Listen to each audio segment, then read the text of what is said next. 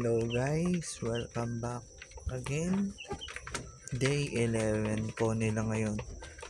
Ayan, lahat sila kumakain. Binigyan ko na sila. Naubos nila yung pang day 10 nila na pagkain. Ayan, nag-uunahan sila ngayon sa pagkain. Bali dinagdag ko yung dalawang feeder para makakain lahat sila.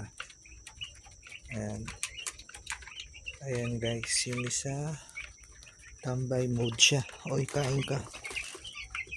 Ayan, malalaki na sila guys.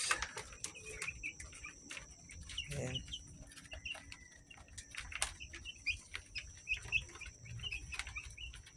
Okay guys, thank you for watching. See you on the next videos.